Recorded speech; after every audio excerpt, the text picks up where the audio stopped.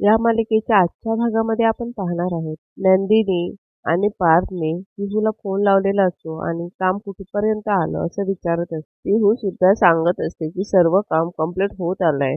पार्थ सर्व काम कंप्लीट करून ठेवायला सांगत असतो. यावर पिहू म्हणत असते, चिल ब्रू, किती टेन्शन घेतो, सगळं काम कंप्लीट होईल. यावर पार्थ म्हणत असतो, नुसत्या खुशारक्या नको मारूस, काम जर नीट झालं नाही ना तर तुझ्याकडे बघतो. पिहू म्हणत असते, डोंट वरी, कधी येणार आहे सांग फक्त. यावर नंदिनी म्हणते, आम्ही उद्या सकाळीच येणार आहोत, म्हणजे मग पार्टीची तयारी करता येईल. यावर पिहू सुद्धा डन असं म्हणते. त्यानंतर पिहू बाय म्हणून फोन ठेवते.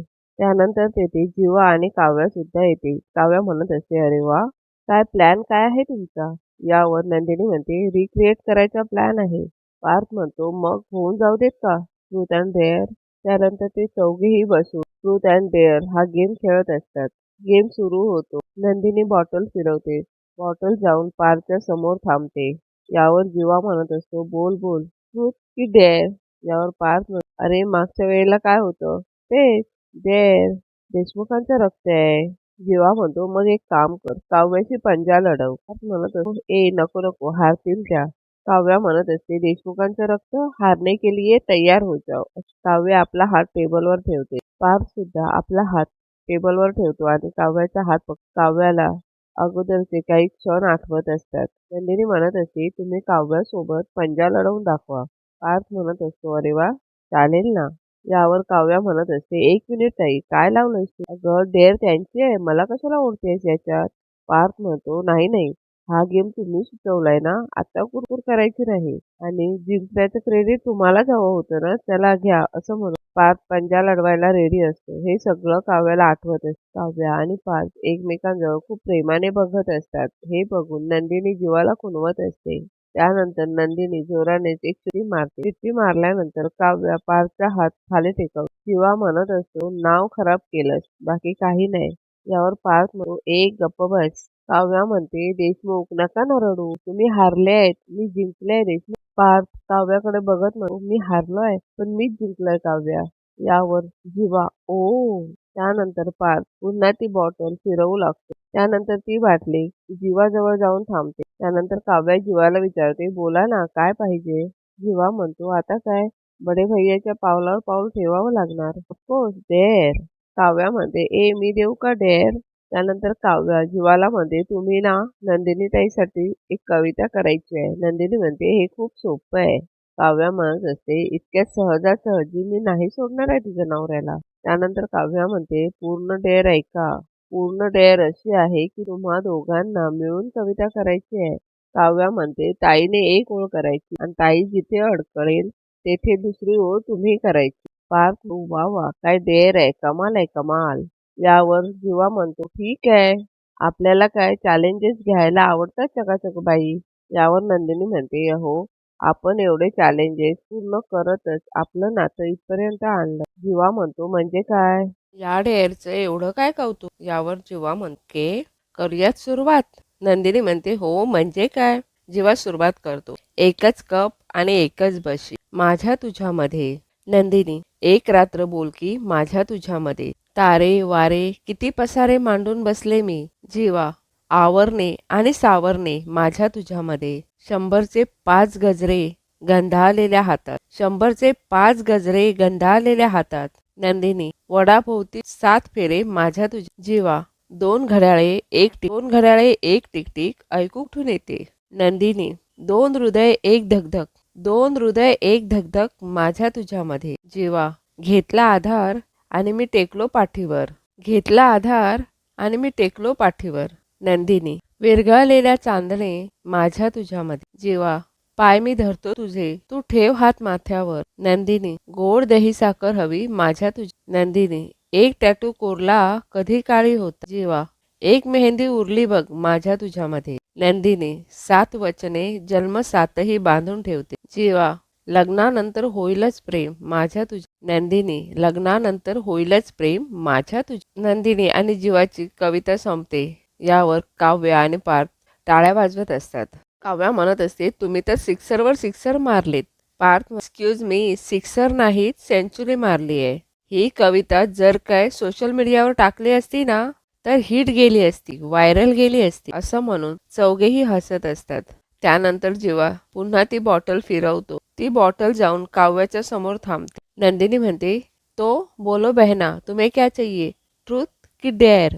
काव्या म्हणते ट्रूथ. नंदिनी म्हणते, अच्छा ठीक आहे, मग मला अशी गोष्ट सांग जी तू आजपर्यंत मला सांगितलीच नाहीस. हे ऐकून काव्याला खूप टेन्शन येतं. काव्या जीवाकडे बघत असते. जीवा कुणाहूनच नको असं सांगत असतो. काव्याला जीवाचा टॅटू जाळल्याचा तो क्षण आठवत असतो. नंदिनी म्हणत असते, अगं एवढा काय विचार करतेस, चल सांग. काव्या म्हणते, सांगते. यावर नंदिनी म्हणते, अच्छा म्हणजे अशी कोणती तरी गोष्ट आहे जी तू माझ्यापासून लपवली आहेस. मला तर असं वाटत होतं की माझी बहीण माझ्याशी सगळं शेअर करते. यावर काव्या म्हणते, तसं नाही आहे ताई, काही गोष्टी सांगायच्या राहून गेल्यात आणि काही गोष्टी सांगणं शक्य नव्हतं. नंदिनी म्हणते, ठीक आहे, पण अजूनही वेळ गेलेली नाहीये. आता वेळ आहे, सांग मला. काव्या म्हणते, 3 महिन्यांपूर्वी मी आणि पार्थने डिवोर्स फाईल केलाय ताई. हे ऐकून पार्थ डोक्याला हात लावतो. हे ऐकून जीवाला सुद्धा मोठा धक्का बसतो. जीवा म्हणतो, काय? जीवा म्हणतो, काय तुम्ही सुद्धा डिवोर्स फाईल केलाय? काव्या म्हणते, तुम्ही सुद्धा म्हणजे? काव्या म्हणते, 1 मिनिट, तुम्ही सुद्धा डिवोर्स फाईल केलाय? यावर जीवा म्हणत असतो, हा ते मी. काव्या म्हणते, हा ते मी काय?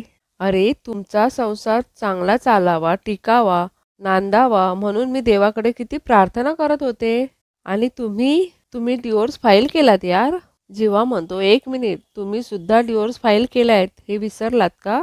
तुम्हाला काय झालं होतं? अरे चांगलं चाललंय की, इतकी छान केमिस्ट्री आहे तुम्हा दोघांची. माझा दादा इतकं करतोय तुझ्यासाठी, मग तुम्ही हा वेडेपणा का केलात?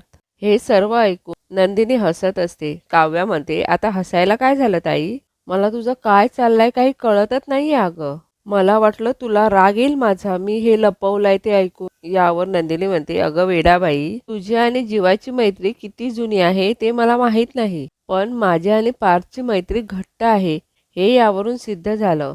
काव्या म्हणते, आता नेमकं काय म्हणायचंय तुला? यावर पार्थ म्हणतो, काव्या मी सांगतो. नंदिनी आणि मी एकमेकांना तेव्हाच सांगितलं होतं जेव्हा आम्ही तुमच्या दोघांच्या हट्टाखातर डिवोर्स पेपर साईन करून तुम्हा दोघांना दिले होते. तुमच्या म्हणजे तुमच्या आणि जीवाच्या हट्टाखातर. त्यानंतर काव्याला काउन्सिलरचे शब्द आठवत असतात. डिवोर्स फाईल केल्यानंतर तुम्हा दोघांना एकत्रित 6 महिने राहावं लागेल. ही तुमच्या नात्याला मिळालेली शेवटची संधी समजा. हे सगळं त्या चौघांनाही आठवत असतं. पुढे पार्थ म्हणतो, जशी तुमची कारणं वेगळी होती तशी आमची कारणं सुद्धा वेगळी होती. त्यानंतर काव्या म्हणते, ताई चल जरा, मला बोलायचं आहे आत्ताच्या आत्ता. तू चल ना, असं म्हणून काव्या नंदिनीचा हात पकडते आणि तिला बाहेर घेऊन जाते. दुसरीकडे जीवा पार्थला म्हणत असतो, काय बडे भैया, त्या दिवशी जिन्यावर मला तर म्हणत होता माझ्यापासून एकही गोष्ट लपवायची नाही म्हणून, सगळं शेअर करायचं, पण आपने क्या किया बडे भैया? पार्थ आपल्या कानाला पकडून सॉरी असं म्हणत असतो. जीवा म्हणतो, हे असं? काव्या नंदिनीला आत घेऊन येते आणि नंदिनीला विचारत असते, अगं असं का केलंस ग ताई? नंदिनी म्हणते, कारण जीवांनाच हे लग्न आधी नको होतं, तसं त्यांनीच मला पत्रात लिहून सांगितलं होतं. काव्या म्हणते, आता काय हे कसलं पत्र?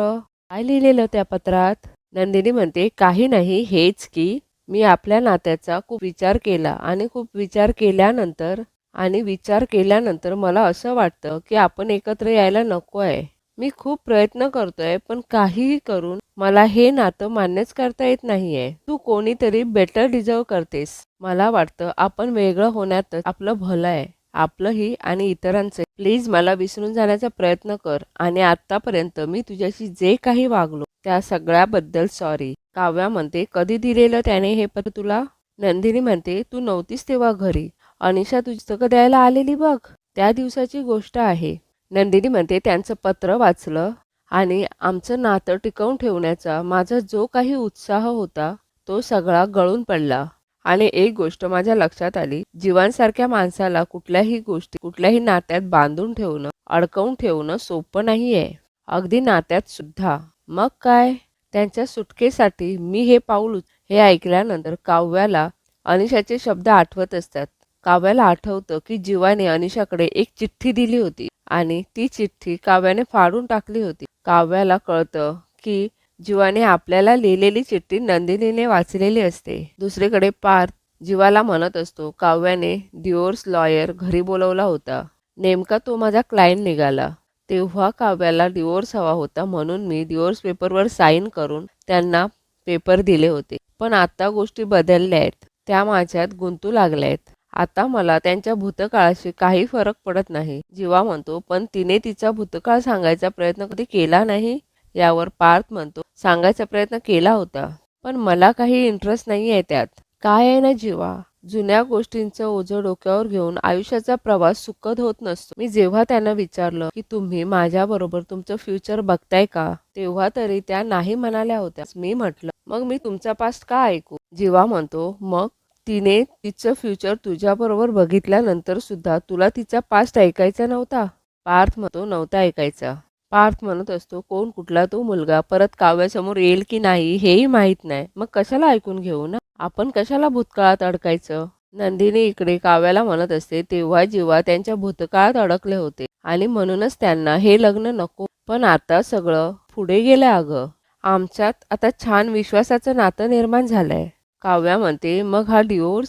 नंदिनी म्हणते, डिवोर्स फाईल केलाय खरं तर आम्ही, पण त्यात काय? डिवोर्स आम्ही मागे घेऊ. कारण आता जीवा मला आवडायला लागले आहेत. खरं तर मी प्रेमातच पडले त्यांच्या आणि हे मी सांगणारच आहे त्यांना. आणि माझं ऐकशील तर तू सुद्धा तुझ्या मनातलं पार्थला सांगून टाक. तुझ्या मनातलं प्रेम तुझ्या डोळ्यात दिसतंय. काव्या मात्र लाजत असते. नंदिनी म्हणते, लग्नानंतर होईलच प्रेम म्हणता म्हणता प्रेम झालंच की. मला वाटतं आपण आता आपल्या प्रेमाची कुली देऊन टाकूयात. मी तर ठरवलंय, 16 डिसेंबरला तुझी आणि जीवांची सक्सेस पार्टी झाली. मी जीवांना आय लव्ह यू म्हणणार आहे. काव्या मनातच म्हणते आणि मी पार्थला माझ्या मनातलं सगळं सांगून माझ्या मनातलं ओझं हलकं करणार. नंदिनी काव्याला म्हणते, ए मुली, काय कुठला विचार करतेस एवढा? त्यानंतर ते चौघे पुन्हा येऊन खेळायला बसतात. ते चौघेही आईस्क्रीम खात असतात. पार्थ जीवाचं कौतुक करत असतो. नंदिनी म्हणते, पार्थ तुम्ही यांचं अजिबात कौतुक करत जाऊ नका. पाहिलं ना किती भाव खातात ते? काव्या म्हणते, ताई आमचं ध्यान पण काय कमी नाहीये. ह्यांना तर चावी मारायची गरज सुद्धा लागत नाही, स्वतः सुरू होतात. पार्थ म्हणतो, मी का सुरू होतो माहितीये? कारण एखादी गोष्ट सुरू करण्यासाठी कुणीतरी कुठून तरी सुरुवात केली पाहिजे ना. जसं आपल्या नात्याला पुढे नेण्यासाठी कुठून तरी सुरुवात झालीच असेल ना. नंदिनी म्हणते, इतका सुरेख प्रवास सुरू आहे तर लगेच एखादं वळण घ्यायचं. त्यानंतर ते चौघेही पार्टीबद्दल बोलत असतात.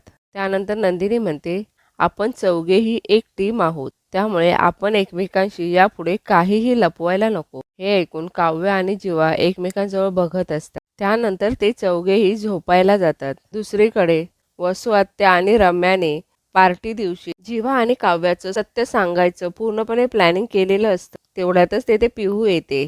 पिहू रम्याला आणि वसु आत्याला बोलवत असते. लग्नानंतर होईलच प्रेम या मालिकेच्या पुढील भागामध्ये आपण पाहणार आहोत. रम्या म्हणत असते, बळीचा बकरा चालून स्वतःच आला. काव्या पार्थला म्हणत असते, मी जर पुढच्या महिन्यापासून काउन्सिलिंगला नाही गेले तर माझ्या गणिताच्या टीचरना काय वाटेल? पार्थ, तुम्हाला काउन्सिलिंग का जायचं नाहीये?